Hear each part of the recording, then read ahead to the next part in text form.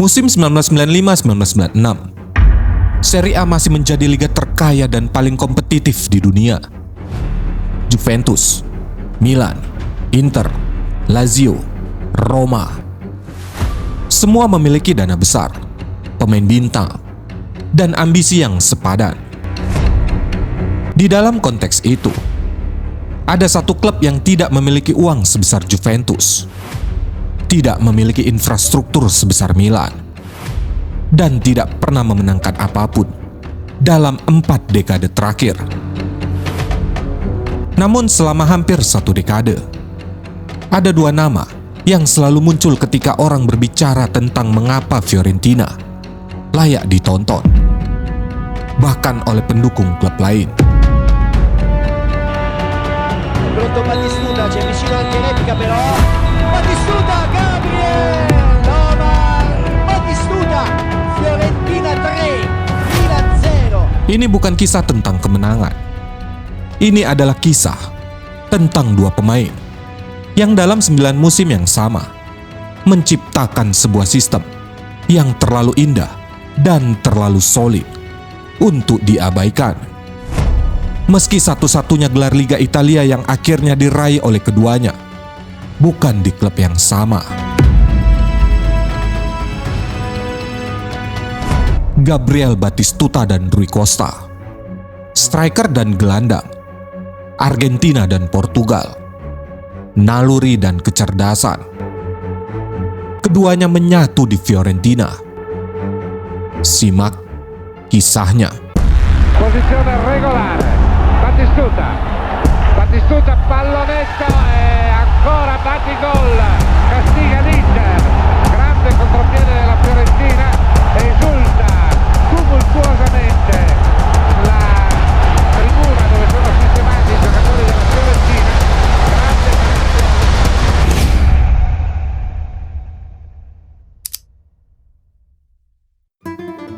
Untuk memahami mengapa duo ini penting, kalian perlu memahami posisi Fiorentina di peta Serie A era 1990-an.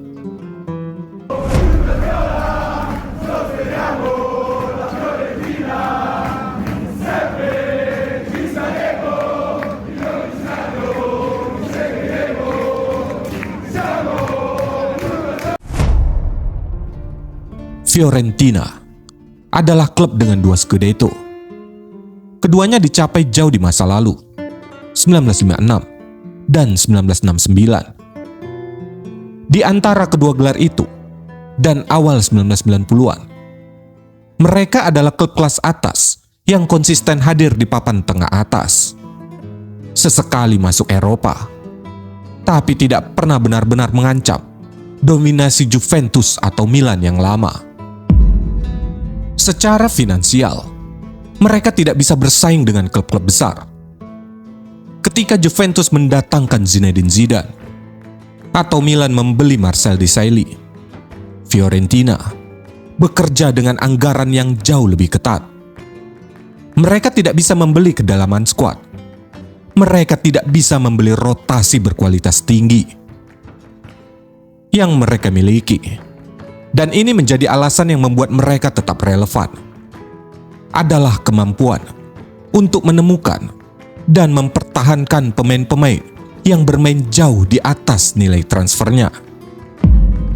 Batistuta dibeli dengan harga yang kecil dibanding nilai yang ia hasilkan. Rui Costa juga. Dan keduanya, karena alasan yang berbeda, memilih untuk tetap di Florence jauh lebih lama dari yang seharusnya. Logis jika kalkulasi mereka murni soal karir dan trofi. Ini fakta yang perlu ditegaskan sejak awal.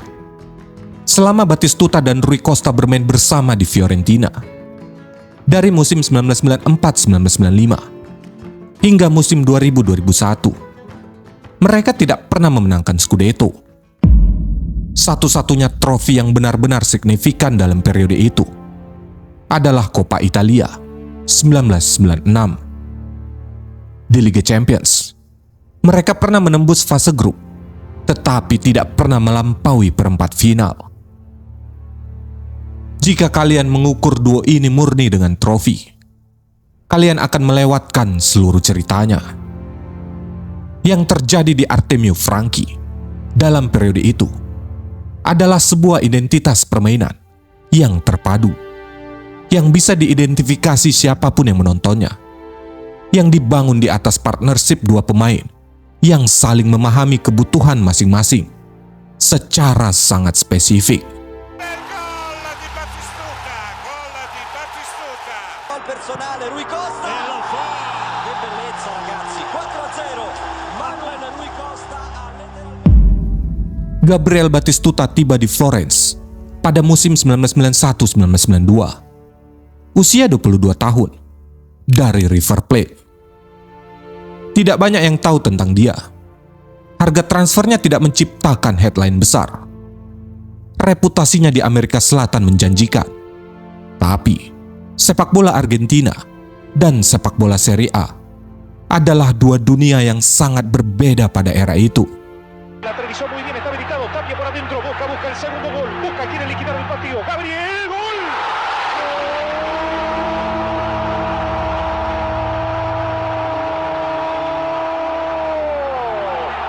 Gol de Boca, Gabriel Batistuta.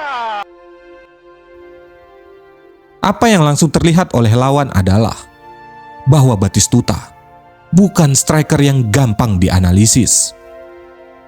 Kebanyakan striker kelas atas memiliki satu atau dua senjata utama yang bisa diidentifikasi dan dipersiapkan. Ada striker yang hidupnya di kecepatan dan pergerakan behind the line. Ada yang mengandalkan kekuatan fisik dan kemampuan mempertahankan bola. Ada yang bermain lebih dalam, menghubungkan lini. Batistuta punya semuanya. Dan ini masalah bagi siapapun yang harus merencanakan cara menghadapinya. Parte Batistuta, sfiora Zenga, ma il pallone entra 1-1 al 3. Mari kita mulai dari tembakan. Kaki kanan Batistuta adalah salah satu instrumen penyerangan paling akurat dan paling kencang yang pernah bermain di Serie A.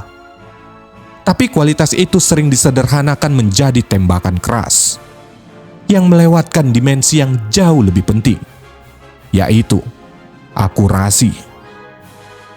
Batistuta tidak hanya menembak dengan keras, dia menembak ke sudut yang tepat dari situasi yang seringkali tidak ideal dengan waktu eksekusi yang sangat cepat. Yang berarti kiper tidak mendapat dua hal yang mereka butuhkan untuk melakukan diving save yang efektif. Ada analisis menarik jika kalian melihat rekaman gol-gol Batistuta dari era itu. Sebagian besar tembakannya dari dalam kotak penalti, bukan berasal dari posisi yang sempurna. Seringkali dia menerima bola dengan satu atau dua bek yang sudah menutup sudut. Seringkali kontrolnya tidak sempurna. Tapi tetap saja, dia mencetak gol. Karena Batistuta sudah memutuskan kemana bola pergi sebelum bola tiba. Ketika bola datang, yang dia lakukan bukan memilih, tapi mengeksekusi. Itulah perbedaan antara striker yang menunggu dan striker yang mendikte permainan. Dimensi kedua yang sering diabaikan adalah pergerakannya di dalam kotak penalti. Dia tak menunggu bola datang ke kaki. Pergerakannya acak, tapi penuh perhitungan dan memanipulasi bek. Dimensi ketiga, kepala. Batigol mencetak banyak gol dengan sundulan. Dan ini bukan soal tinggi lompatan saja. Ada keberanian yang terlibat. Bek-bek Italia era 90-an bermain fisik dengan cara yang sekarang tidak diizinkan. Untuk masuk ke area berbahaya dan memenangkan duel udara, Batistuta harus siap menerima benturan fisik. Dan dia melakukan itu dengan konsisten. Dalam 9 musim di Fiorentina, 168 gol di kompetisi resmi. Termasuk 3 hat-trick dalam 3 pertandingan berturut-turut pada Januari 1994. rekor Serie A yang bertahan bertahun-tahun. Tapi angka itu punya satu konteks yang tidak bisa dilewatkan. Pada 1993, Fiorentina terdegradasi ke Serie B. Batistuta tidak pergi. Dia bermain di divisi kedua dengan intensitas yang sama dan membawa klub kembali naik dalam satu musim.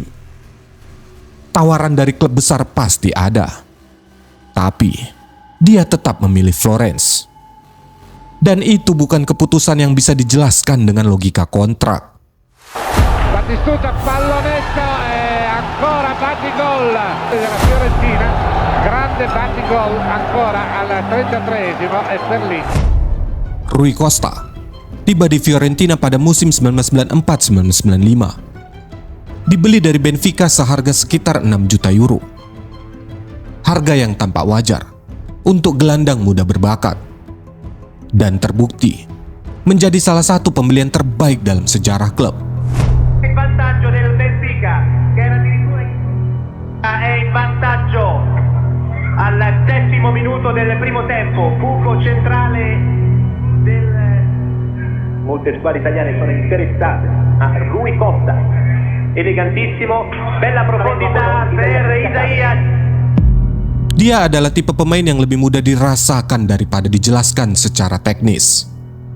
Bukan karena dia bermain dengan cara yang misterius, tapi karena sesuatu yang bekerja lebih halus dari sekedar teknik. Mulai dari posisi di lapangan, Rui Costa bermain sebagai trequartista.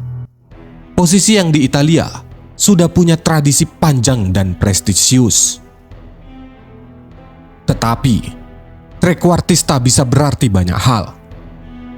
Rui Costa adalah tipe yang sangat spesifik.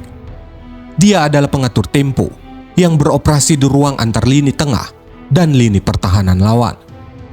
Dan pekerjaan utamanya adalah mengidentifikasi di mana pertahanan rapuh dan mengeksploitasi kelemahan itu sebelum lawan sempat menutupnya.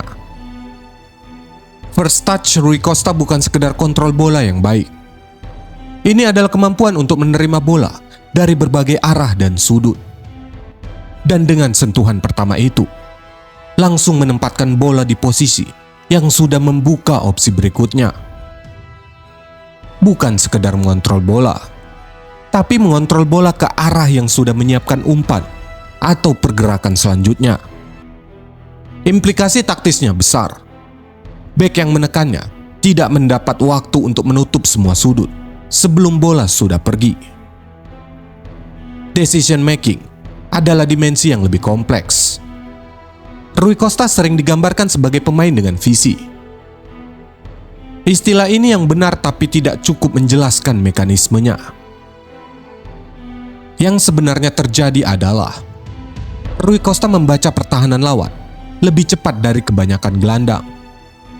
Sebelum dia menerima bola, dia sudah melakukan scanning, melihat posisi bek, posisi rekan setim, dan yang terpenting, memprediksi kemana semuanya akan bergerak dalam 2 atau 3 detik ke depan.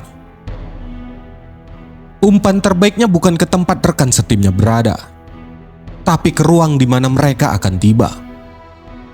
Bola dilepas dengan kecepatan yang tepat, sehingga kontrol dan gerakan berikutnya menyatu tanpa jeda.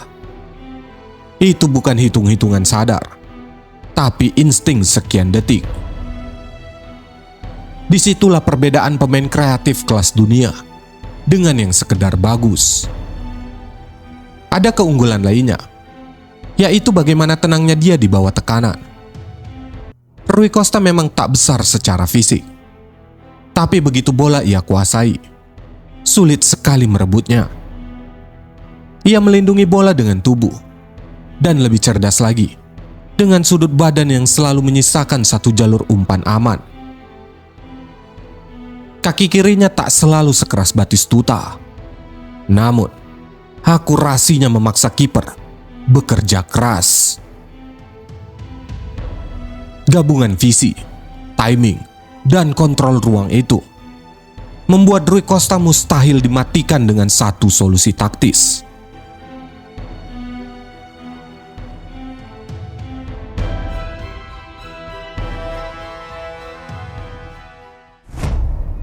Musim 1995-1996 adalah salah satu musim paling kohesif Fiorentina. Dalam era ini, di bawah Ranieri, mereka memenangkan Coppa Italia, satu-satunya trofi signifikan dari era ini. A cercare dei palloni giocabili, ora dà l'impressione di voler tentare da questa distanza ed è un autentico siluro che Ferron è costretto ad alzare.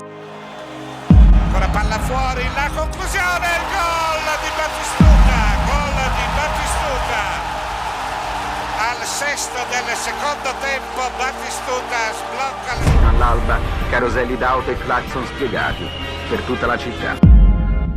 Tapi yang lebih mencolok adalah kualitas permainan mereka di Serie A musim itu. Fiorentina finish ke-7.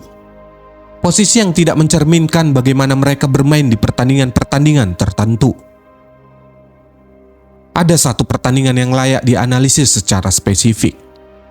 Saat Fiorentina melawan Inter Milan pada Oktober 1995 di Artemio Franchi. Inter saat itu sedang dalam periode terkuat dengan barisan bek yang disiplin. Rui Costa bermain dengan level yang berbeda kualitasnya.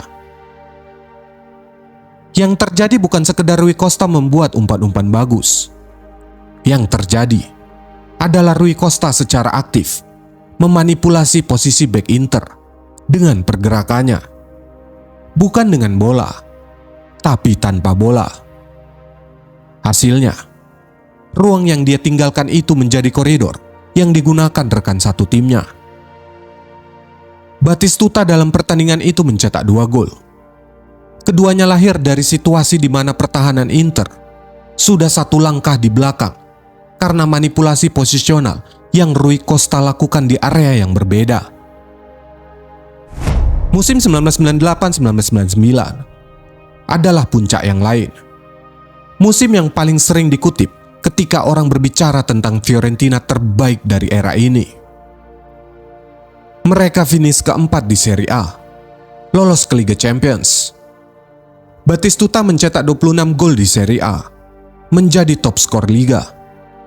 Bukan sebagai bagian dari tim yang mendominasi, tapi sebagai pemain yang seringkali membuat perbedaan dalam pertandingan yang Fiorentina tidak seharusnya menang.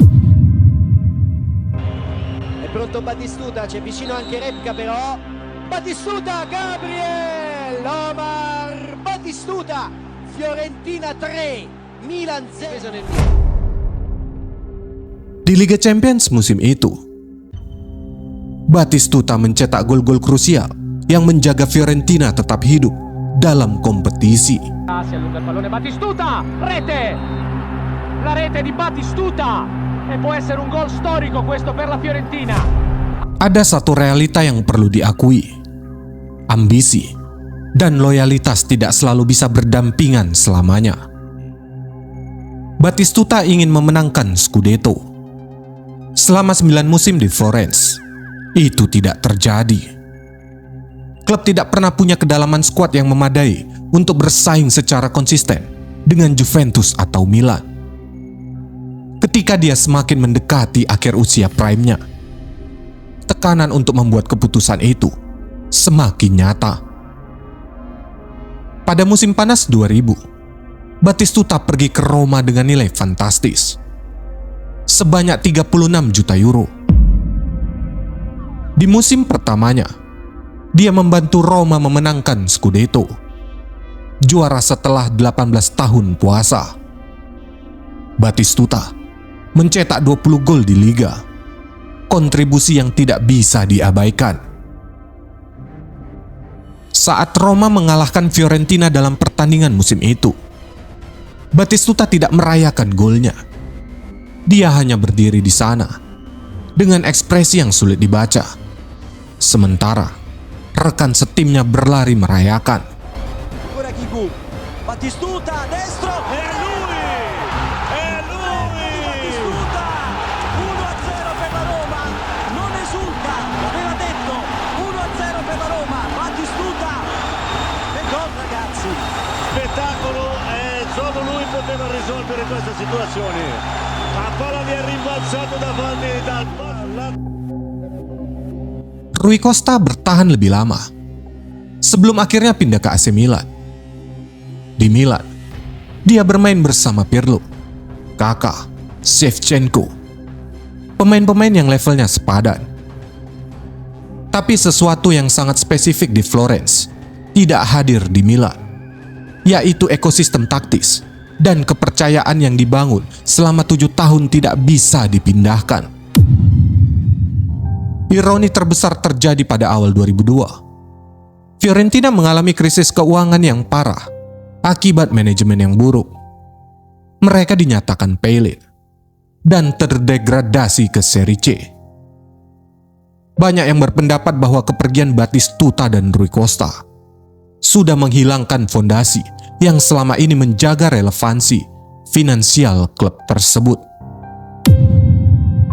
Hubungan antara mereka berdua tidak pernah banyak didramatisir media. Tidak ada narasi tentang persahabatan yang mendalam di luar lapangan. Yang ada adalah rasa hormat profesional yang sangat terasa dalam cara mereka berbicara tentang satu sama lain dalam wawancara-wawancara yang dilakukan bertahun-tahun kemudian. Batistuta dalam sebuah wawancara pernah berkata bahwa dia lebih sering mencetak gol dari umpan Rui Costa daripada dari umpan siapapun yang pernah bermain bersamanya. Rui Costa, ketika ditanya tentang penyerang terbaik yang pernah bermain bersamanya, tidak memilih Shevchenko atau Inzaghi. Dia menyebut Batistuta. Itu bukan pernyataan yang direkayasa untuk konsumsi publik. Itu adalah pengakuan yang keluar dari pengalaman spesifik. Ribuan jam berlatih dan bermain bersama, hingga keduanya menyatu dalam ritme permainan itu sendiri. Salta anche un piccione Batistuta in area di rigore, il destro, Gabriel, Omar, Batistuta. Pertanyaannya bukan apakah Batistuta dan Rui Costa termasuk pemain terbaik. Pertanyaan yang lebih menarik adalah mengapa Fiorentina era mereka masih diingat dengan cara yang berbeda, bahkan dibanding tim-tim yang memenangkan lebih banyak trofi. Sebagian jawabannya ada pada zamannya.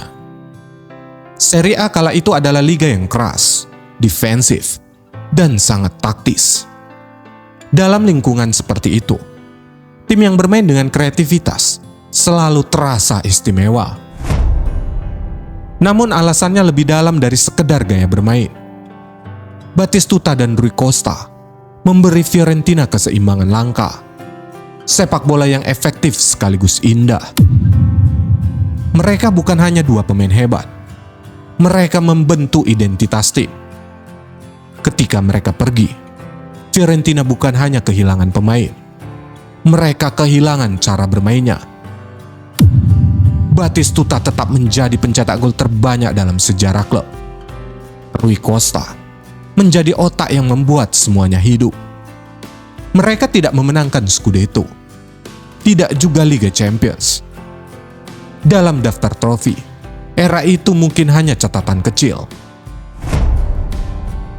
Namun ada jenis keberhasilan lain dalam sepak bola, yaitu meninggalkan kenangan yang tidak akan pudar. Dan itulah yang mereka lakukan di Florence.